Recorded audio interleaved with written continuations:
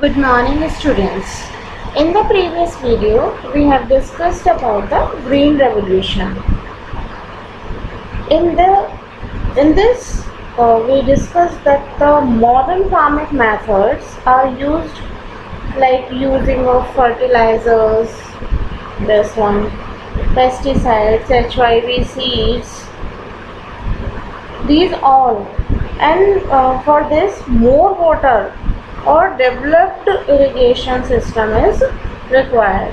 All these are required to get the more production of crop. But is this beneficial for land in the long run? क्या इन सब चीज़ों का इस्तेमाल लंबे समय तक किया जाए तो क्या ये फ़ायदेमंद रहता है, या यूँ कहें कि ये लैंड के लिए सही रहता है? तो in this topic we will learn that will the land sustain. Land being a natural resource, it is necessary to be careful in its use. तो ये बहुत ज़रूरी है कि हम उसको बहुत ध्यान से इस्तेमाल करें. साइंटिफिक रिपोर्ट्स भी ये बताती हैं कि जो मॉडर्न फार्मिंग मेथड्स हैं उनकी वजह से जो हमारा नेचुरल रिसोर्स बेस है उसका ज़रूरत से ज़्यादा ही इस्तेमाल हो गया है, वो एग्जॉस्ट होने लगे हैं. In many areas, green revolution is associated with the loss of soil fertility. ज़रूरत से ज़्यादा केमिकल फर्टिलाइज़र का यूज़ होने की वजह से, कंटिन्यूस जो यूज़ हो रहा है उसका बढ़ा हुआ इतना यूज़ हो रहा है, उसकी वजह से सॉइल फर्टिलिटी जो है वो ख़त्म होती जा रही है. और एक बार सॉइल फर्टिलिटी डिस्ट्रॉय हो जाती है उसके बाद उसको फिर से रिस्टोर करना बहुत मुश्किल हो जाता है. फिर उसके अलावा इन सब चीज़ों के लिए इरिगेशन यानी पानी की भी बहुत ज़्यादा ज़रूरत पड़ती है. तो जो अंडरग्राउंड वाटर लेवल जो हो रहा है वो भी धीरे धीरे बहुत डाउन हो रहा है.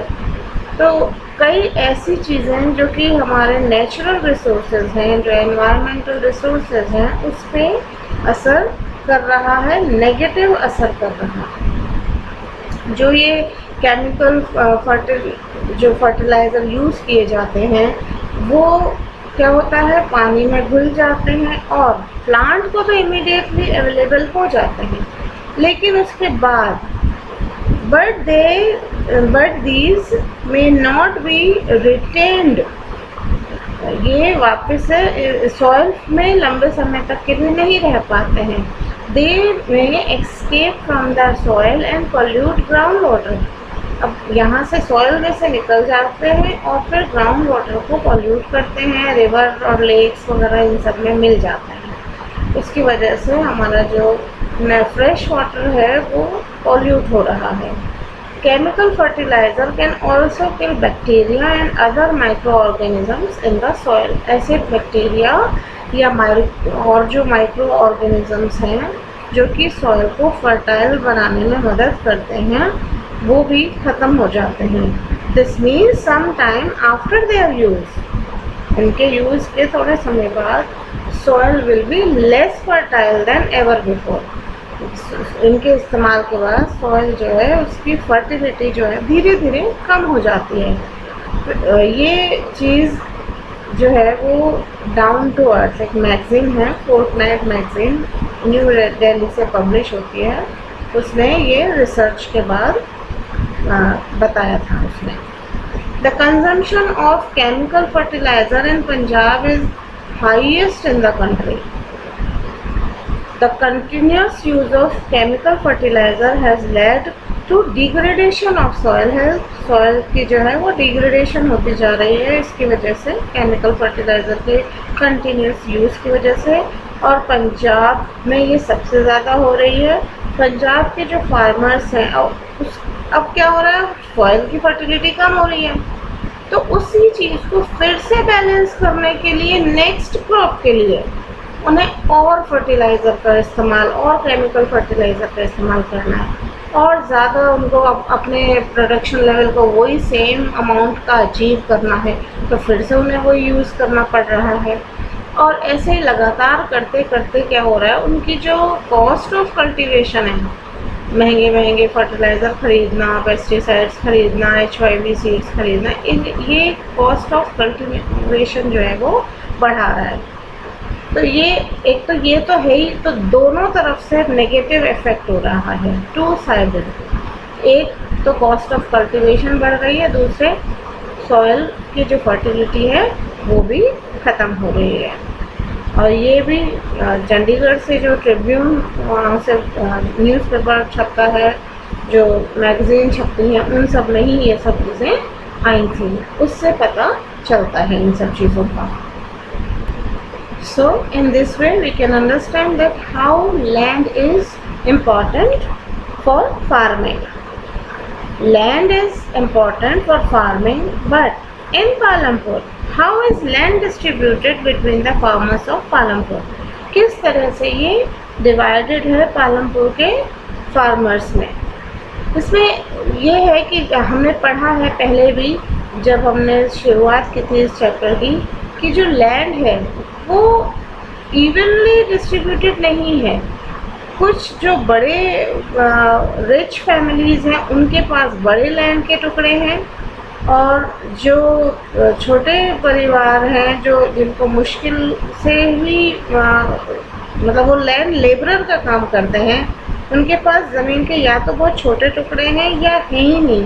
तो वो लोग, उनको क्या है, वो डिपेंडेंट हो जाते हैं किसके ऊपर, इन बड़े फार्मर्स के यहाँ पे खेतों में खेती करने के लिए। ये हम इस चीज़ से, इस पिक्चर से समझ सकते हैं कि आप देख सकते हैं इसमें कितने बड़े बड़े टुकड़े तो बहुत छोटे, बहुत कम लोगों के पास है। बिटवीन 60% टू 80% ये बड़े जो टुकड़े हैं वो गांव के थोड़े से ही लोगों के पास हैं। पूरी लैंड जो गांव की है वो ऑलमोस्ट बड़े टुकड़ों से ही घिर गई है, और ये जो छोटे छोटे टुकड़े हैं वो बहुत सारे हैं और स्कैटर्ड है। इसमें बड़े अमाउंट में क्रॉप कोई नहीं की जा सकती है, छोटे छोटे खेतों में बढ़ गए हैं। उसका कई कारण है। एक तो इनके पास शुरू से ही लैंड कम थी, तो उससे क्या हुआ कि इनको ये अपने साल भर के लिवलीहुड के लिए सिर्फ लैंड ही नहीं, कोई ना कोई और काम करना ही पड़ता था, या फिर उनके पास कोई डोमेस्टिक एनिमल है उससे यूज़ करके, जैसे किसी के पास बफेलो है या काऊ है, उससे उसको डेयरी प्रोडक्ट से वो अपना घर का काम चला रहे हैं, या कोई और किसी और के फार्म में जाके कोई काम कर रहे हैं या कोई और काम कर रहे हैं, तो उनका काम, उनके जो खर्चे हैं वो इस छोटे से टुकड़े, ज़मीन के टुकड़े से नहीं चल रहा है। तो इन्हें इन बड़े फार्मर्स के यहाँ या तो लैंड लेबरर, नहीं तो अपने किसी डोमेस्टिक एनिमल, ऐसे इस तरह से डिपेंडेंट रहना पड़ता था। और दूसरा रीज़न है कि जो उनकी लैंड है, अगर उनके कोई परिवार में जब डिस्ट्रीब्यूशन होता है लैंड का, तो भी उस छोटे से ज़मीन के टुकड़े भी फर्दर और उनके डिवाइड हो जाते हैं। जैसे कोई किसान है, उसके 2 बेटे हैं, तो उसकी एक ज़मीन, लेकिन फिर फर्दर उसके पास जो डिवीज़न है वो जो लैंड का टुकड़ा है और भी छोटे पार्ट्स में बढ़ जाता है।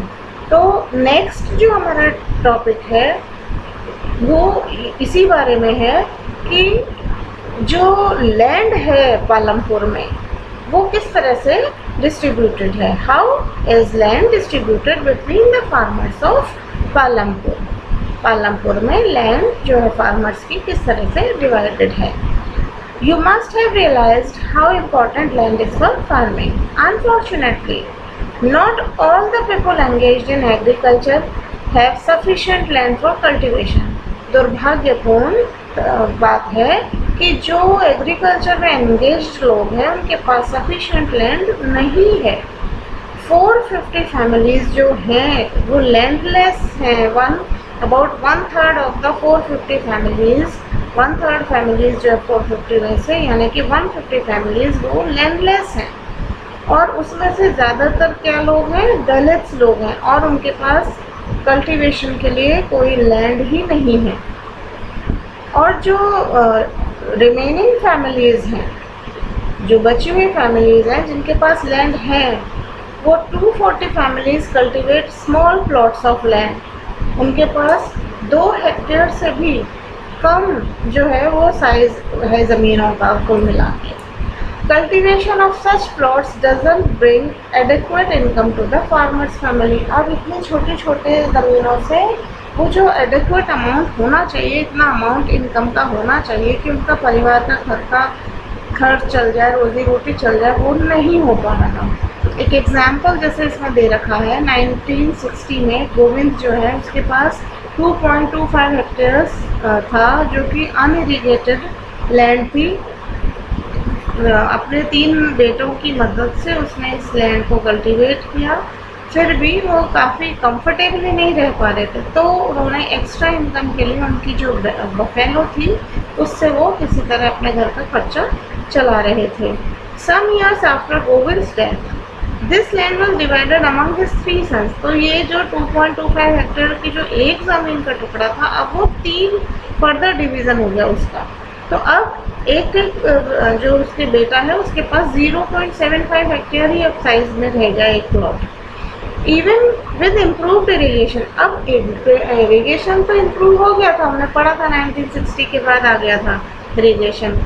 1960 तक आते आते तक इनके पास लास्ट में जब ग्रीन रेवोल्यूशन हुआ तो इरीगेशन सिस्टम भी इम्प्रूव हो गया, मॉडर्न फार्मिंग मेथड भी हो गए, पर लैंड साइज तो छोटा है।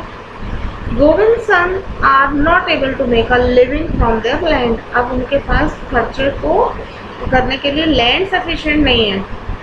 They have to look for additional work during part of the year. तो अब उन्हें कोई ना कोई एडिशनल इनकम तो चाहिए ही होती है। You can see the large number of small plots scattered around the village. हमने अभी पिक्चर में देखा कि जो छोटे छोटे ज़मीन के टुकड़े हैं वो पूरे में फैले हुए हैं। These are cultivated by the small farmers. ये छोटे छोटे फार्मर्स उसको कल्टिवेट करते हैं। On the other hand more than half of the area of the village is covered by plots that are quite large in size. वो काफ़ी बड़े area पे, दूसरे जो half of the area village वो ज़्यादा बड़े साइज़ का है। तो ये बहुत ही इवनली डिस्ट्रीब्यूटेड नहीं है, जिसकी वजह से ये प्रॉब्लम आती है। तो हम इस टॉपिक में ये समझ पाते हैं कि अगर लैंड का बड़ा एरिया होता तो ये लोग मॉडर्न टेक्निक से ज़्यादा प्रोडक्शन या ज़्यादा इनकम कर सकते थे, लेकिन स्मॉल लैंड पार्ट होने की वजह से ऐसा ये नहीं कर पा रहे हैं। नेक्स्ट टॉपिक जो हमारा है उसको हम नेक्स्ट वीडियो में डिस्कस करेंगे, which is who will provide the labour. ये हम नेक्स्ट वीडियो में डिस्कस करेंगे। Thank you.